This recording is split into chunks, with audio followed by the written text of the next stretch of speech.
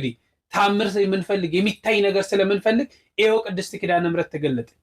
ይታያችሁ መንገዱ እንግዲህ በኮሊደር ልማት ያ ዋርካ ሊቆረጥ ሲል እንግዲህ ዋርካው መቁረጥ አቅቷቸው ሲመላለሱ ምን ሲሉ መቁረጥ አቅቷቸው ይልቅ የሚቆርጡባቸው መሳሪያዎች እየተሰበሩ ተቸግረው ትተው ሲሄዱ ይቺ የእመቤታችን የቅድስት ኪዳነ ምሕረት ምስሏ እዚህ ዋርካ ላይ ተገልጦ አየን ማለት ነው።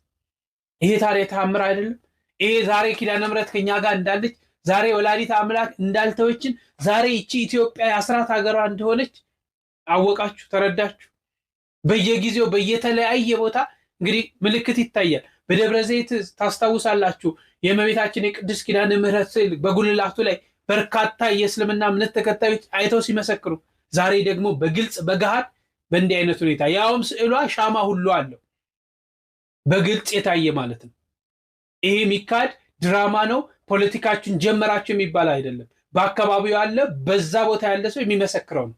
እኛም አይተን የምንመሰክረው ነው። ቪዲዮ ማንም የሚመሰክረው ነው። ወላዲተ አምላክ ሀገሩን አልተወችም። እኛ ሸሸን፣ እኛ ራቅን፣ እኛ ከሷ ወጣን እንጂ ዛሬ ተባላን እርስ በርስ በዘረኝነቱ በተለያየ ነገር ከእግዚአብሔር ሸሽተን እግዚአብሔር የሚጠላውን ነገር ኃጢአት የሆኑ ነገሮችን ራሳችን ላይ አነገስን እንጂ ይሄው በጣም የሚገርማችሁ የሚደንቃችሁ ደግሞ እንግዲህ ዛሬ 23 ነው።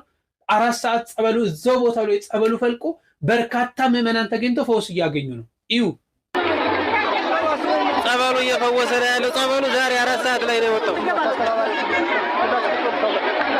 ምንድነው ለምትሉኝ ማህበረሰብ